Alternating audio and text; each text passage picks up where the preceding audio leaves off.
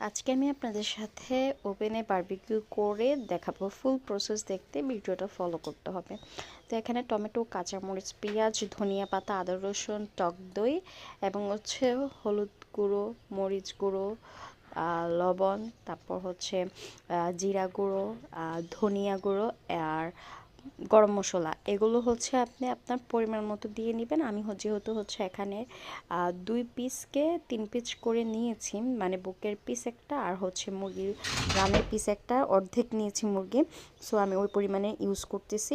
আর হচ্ছে এখানে আপনারা কিন্তু ভিনেগারটা অ্যাড করে দিবেন। যদি লেবু থাকে তাহলে লেবুটা দিলেই হবে, আর যদি লেবু না থাকে তাহলে ভিনেগারটা অ্যাড করে দিলে একটু টক ফ্লেভার আসলে খেতে খুব ভালো লাগবে। এই তো আমি এই মিক্সচারটা সুন্দর করে ম্যারিনেট করে এটাকে প্রায় 1 ঘন্টার মতো রেস্টে রেখে দেব।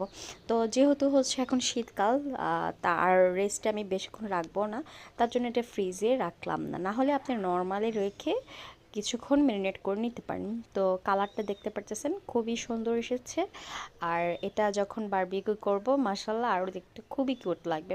তো এখন হচ্ছে আমি ওভেনে প্রিহিট করে নিয়েছি এবং হচ্ছে 40 মিনিটের জন্য হাই হিটে, মানে হচ্ছে আমার ওভেনের সর্বোচ্চ হাই হিট হচ্ছে 250। তো আমি এটাকে ফুল হিটে দিয়ে দিয়েছি।